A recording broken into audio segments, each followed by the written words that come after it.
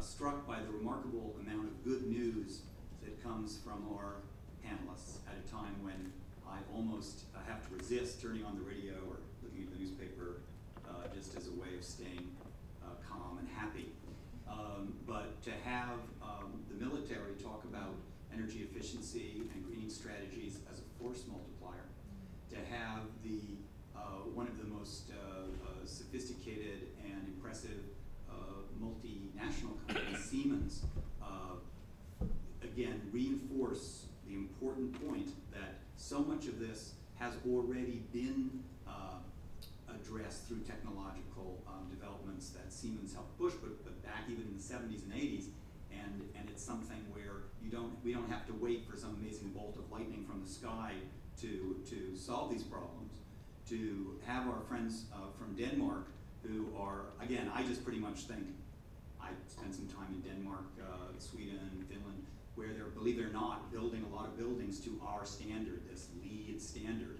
And I said, why would you ever do that? Just saying the buildings from Denmark has a lot more salability, surely.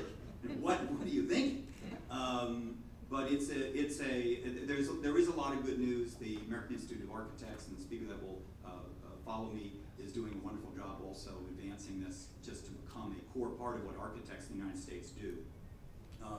So I'm perhaps with unusual humility for the U.S. Green Building Council, which does feel a little bit pleased with itself on occasion, partly because it helped promote a big wave of green building activity, but also really because it rode on that wave, a wave that was created by a lot of other brilliant people. One of the things I want to just drill down on a bit is our friend from Siemens wanted to talk more, and I'll try to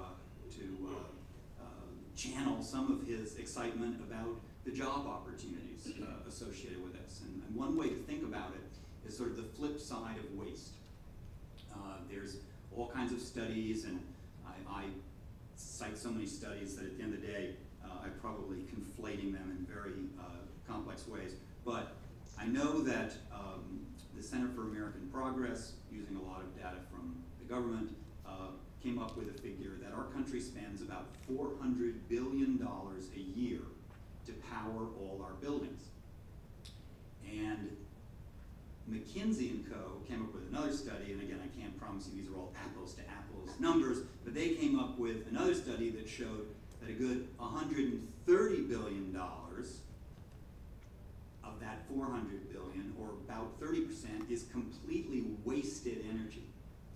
So that's a lot of money that most assuredly could be spent in a better way, and I think we all have relatives, friends who are out of work or underemployed, and boy, would we love to invest some of that money in good jobs for them. So how can we do that? And again, our other panelists have emphasized these existing off-the-shelf technologies.